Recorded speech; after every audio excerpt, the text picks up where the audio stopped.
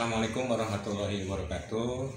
Kembali di channel Willy Al-Kafi. Dalam video kali ini saya akan memberikan informasi tentang penggunaan tanda tangan elektronik untuk akte kelahiran, akte kematian, dan kartu keluarga. Seperti apa? Nanti kita akan tanya-tanya kepada Kepala UPT Disub Capil Wilayah 4, Pak Tony. Nanti kita berbincang-bincang, kita akan ngobrol-ngobrol supaya masyarakat tahu tentang tanda tangan elektronik ini. Yuk kita sama-sama lihat dan kita sama-sama saksikan. Jangan sampai terhenti, jangan sampai terjadi. Jangan lupa share, like, and subscribe. Yuk kita lihat. Hai, Wandira Ruswana. Selamat siang Pak Tony. Mohon maaf mengganggu nih ya. Kita waktunya jam istirahat ya. Tadi kita udah janjian nih pas istirahat makan siang. Kita mau ngobrol-ngobrol. Dan nah ini Kepala UPT Disub Capil Wilayah 4, Pak Tony, yang memang membawahi berapa kecamatan? 7 kecamatan. 7 kecamatan. Di Kecamatan Nusadeng, kantornya Kecamatan Nusadeng. Nah ini Pak Tony, kita pengen ngobrol-ngobrol ya. Pertama ini kita mensosialisasikan tentang TTE ini, tanda tangan elektronik. Sementara kan masyarakat tidak tahu nih. Makanya apa sih tugas dan fungsi Disub Capil ini selain melayani kelahiran, KIA itu apa aja? Nanti kita pengen ngobrol-ngobrol di Pak Tony ini biar nanti masyarakat juga mengerti dan tahu. Nah sekarang kita langsung aja nih Pak Tony ini. Nanti kita kan mesti kerja juga nih ya. TTE itu seperti apa Pak? Kita admin itu semua diatur oleh mengacu pada Permendagri 104 dan 109 yang merupakan adalah bentuknya kertas itu dokumen itu HPS, kertas A4 80 gram dan ditandatangan secara elektronik. Jadi TTE maksudnya begini, mungkin manfaat kenapa tidak seperti akte, tidak menggunakan seperti security printing atau berbentuk piagam. Nah, bukan berarti pemerintah tidak ada istilahnya dana untuk pengadaan seperti itu, tapi itu lebih simpel terhadap masyarakat Pak gitu. Jadi sekarang itu membuat akte, contoh membuat akte atau KK dengan elektronik itu dia dikasih istilahnya dikasih soft copy-nya Pak, sehingga dengan TTE itu yang dulu itu misalkan kehilangan atau apa, sekarang Dirjen Dukcapil atau Pak Dirjen Direktur Kependudukan dan Pencatatan Sipil mengasih istilahnya soft copy-nya. Ketika mengasih masyarakat mengasih informasi dengan mencantumkan email, dia akan terkirim soft copy-nya. Nah, sehingga ketika hilang ataupun ini tinggal dicetak ulang Pak. Itu dari manfaatnya, keunggulannya gitu. Ya betul. Ya. Misalkan kita kena anggaplah ada bencana atau ini, kita udah ada di server. Nah Pak, gini Pak, ini kan tanda tangan elektronik. Muncul nggak di situ apa seperti ada barcode-nya? Tanda tangan elektronik itu sebetulnya udah ya berbentuk barcode gitu kan Pak. Ya ada kode QR-nya itu. Sehingga tidak perlu dilegalisir sebetulnya. Iya, tidak perlu dilegalisir sesuai dengan Permendagri gitu. Ada aturan yang tidak yang berbentuk udah TTE, dokumen adviduk yang sudah ber-TTE itu tidak dilegalisir lagi, dan itu sudah diinformasikan oleh baik itu dinas ataupun Direktorat Kependudukan dan Pencatatan Sipil. Jadi Permendagri yang itu sudah disosialisasikan, Nah ya, yang memang punya kepentingan. Tinggal kita mengedukasi aja terhadap masyarakat di sekitar gitu Pak. Jadi begini. Kemarin juga mungkin ada, kok Pak jadi saya ngantri lama-lama kok dapat selembar begini. Ibu, ini manfaatnya begini. Oh bagus juga katanya. Jadi ketika dijelaskan itu, nah itu jadi perlu edukasi terhadap masyarakat yang istilahnya awam atau belum paham tentang tujuan dari pemerintah dengan istilahnya TTE atau TTE itu dengan dikasih soft copy-nya Jadi gini masyarakat kita guys semuanya yang memang belum tahu tentang tanda tangan elektronik ini, tapi sudah disampaikan, sudah jelas kan. Kalaupun hilang itu mudah sekali untuk penggantinya. Jadi di sana sudah ada barcode. Dan ini dicetak dengan menggunakan kertas A4 yang 80 gram, itu Pak ya? Iya betul. Dan ini Iya. keunggulannya Iya, seperti itu ya? masyarakat bisa menyetak sendiri gitu. Kalau dulu kan hilang harus ya lapor polisi gitu, wah Jadi gitu. kalau sekarang hilang nggak usah lapor polisi, tinggal cetak aja di langsung, soft copy-nya. karena Ya, dia punya soft copy. punya soft copy, kalau dikasih. Terus yang masyarakat juga diberikan Pak? Iya, itu langsung ke email masyarakat, Pak. Oh, jadi Gitu. masyarakat- Iya, masyarakat bukti fisik datang. ada, kita kasihkan bukti fisik, tapi emailnya begitu dia buka sebetulnya emailnya sudah masuk gitu.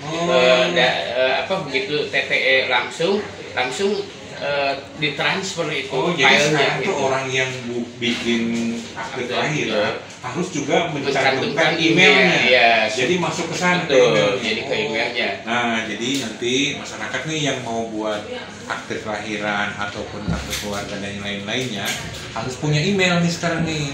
Kenapa harus punya email? Dikala nanti hilang ataupun di mana itu akte nggak ada, itu sangat mudah untuk menggantinya dan tidak usah lapor polisi guys. Mudah, tidak usah lapor polisi.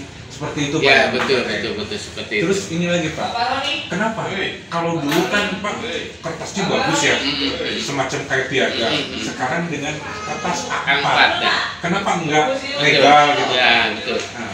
Itu dengan kertas A4 seperti tadi disampaikan bahwa itu untuk mempermudah masyarakat ketika misalkan tadi hilang bisa mencetak sendiri kan, Oh, tinggal bisa beli sendiri. kan itu dengan soft copy tadi yang dikasihkan itu, silahkan masyarakat itu ketika misalkan mau mendaftar siswa sekolah, wah ininya udah lecek kertasnya, cetak aja sendiri kan gitu. Masyarakat bisa membeli kertas di toko-toko yang tersedia gitu, di toko-toko buku yang ada Dukcapil gitu. memang luar biasa. Jadi ketika masyarakat atau bapak ibu punya akte kelahiran hilang, tidak usah datang ke Dukcapil. Ya. Cukup buka email, dicetak ulang karena itu sudah ada barcode dan itu yang dinamakan dengan tanda tangan elektronik. Ya. Jadi kita nyetak Ya. sendiri sudah sah Pak ya. Sudah sah gitu. Jadi akte juga Pak gitu, tinggal perlu sebetulnya Pak nggak usah fotokopi, sebetulnya Pak cetak gitu tanda tangan gitu, perlu tuh tinggal cetak aja kan kita punya soft copy-nya melalui email itu, tinggal download lagi aja gitu, atau simpan di PC atau di komputer lah, tinggal cetak sendiri filenya bila perlu tanda tangan. Dan ya emang idealnya sebetulnya di KK itu selalu diupdate Pak. Ketika ada perubahan perubahan elemen data, misalkan sekarang anak belum sekolah, rubahlah ke kantor kecamatan. Teman-teman kami ada di kecamatan untuk setiap saat melayani masyarakat setiap ada perubahan data gitu, supaya data di Dukcapil itu data Indonesia itu update Pak, jadi sesuai dengan real di lapangan. Oke, jadi TTS sudah jelas seperti apa, modelnya seperti apa. Terus kita ini berlanjut Pak nih. Ada satu masyarakat yang menanyakan ini. Akte kematian sekarang harus dibuatkan di Dukcapil Ya, betul. Kalau dulu kan hanya dari desa Dari saja, desa, Pak. betul. Dari desa, Ya. ditanda diketahui oleh kecamatan Betul. cukup. Nah Ya. sekarang dikeluarkan akte kematian. Ya. Wah, seperti apa nih Pak? Jadi akte kematian itu kan intinya itu untuk mengupgrade sebuah data kependudukan di Indonesia Pak. Begitu kita mencatat itu yang lahir dan yang pergi ya, yang meninggal istilahnya. Yang lahir kita catat akta kelahiran, yang meninggal kita catat dengan output akta kematian Pak. Nah, update dengan membuat akte kematian masyarakat yang tadinya hanya ke desa itu kan belum sampai ke data SIA gitu kan, data yang ada di Indonesia yang istilahnya ditunjuk oleh pemerintah untuk pencatatan kependudukan.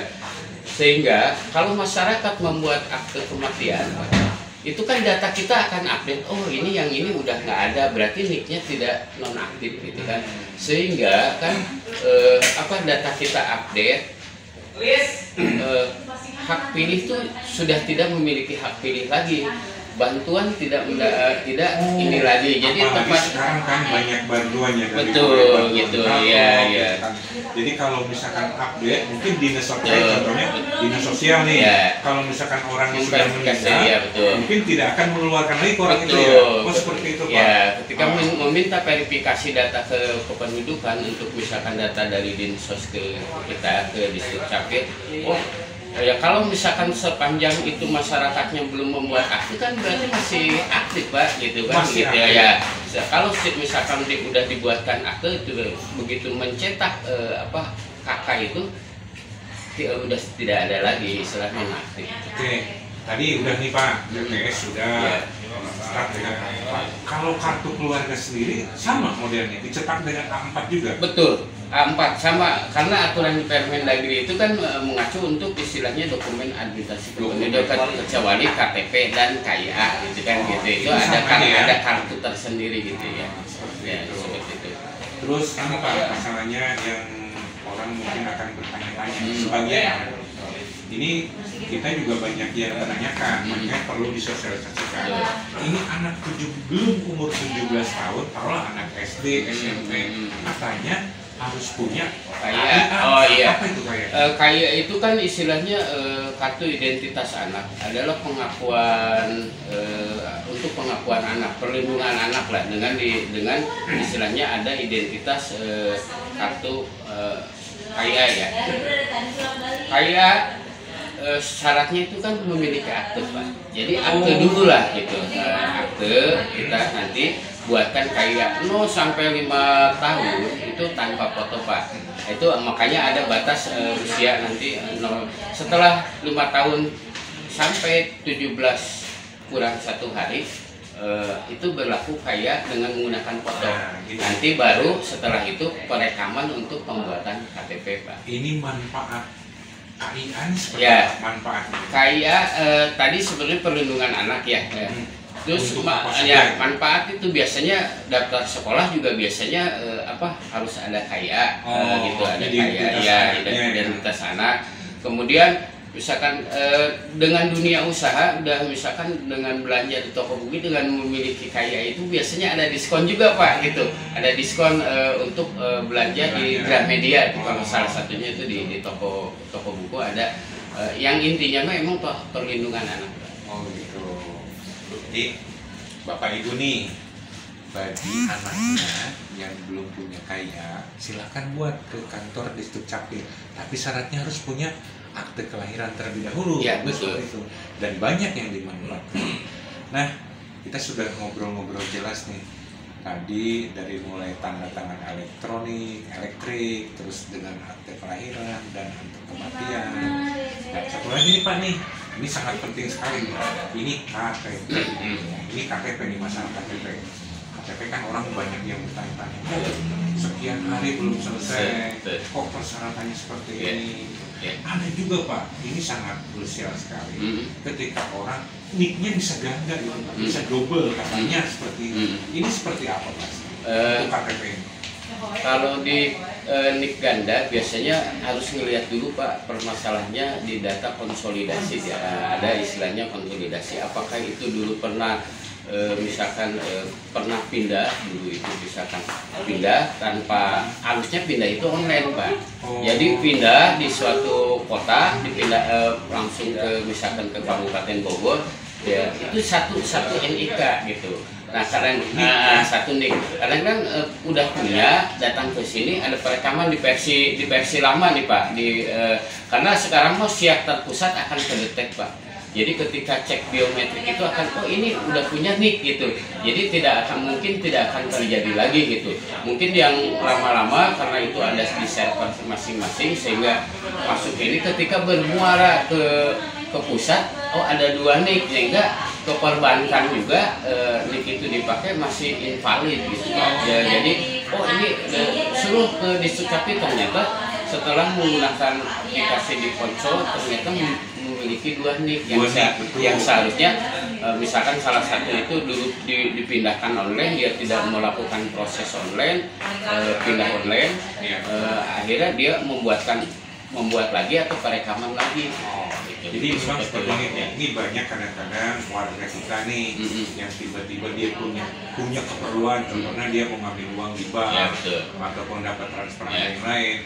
Ketika di bank ini kok NIK-nya ada 2 gitu kan, akhirnya kan bank tidak berproses. Nah, kalau seperti itu berarti bisa diproses di kantor di Sukcapil di kabupaten, Pak. Di kabupaten, bukan di UPT. Bukan di UPT, karena masih ada batasan kewenangan pelimpahan dari Pak Hadis dari Dinas Kependudukan, hanya beberapa dokumen aja yang ditangani oleh UPT.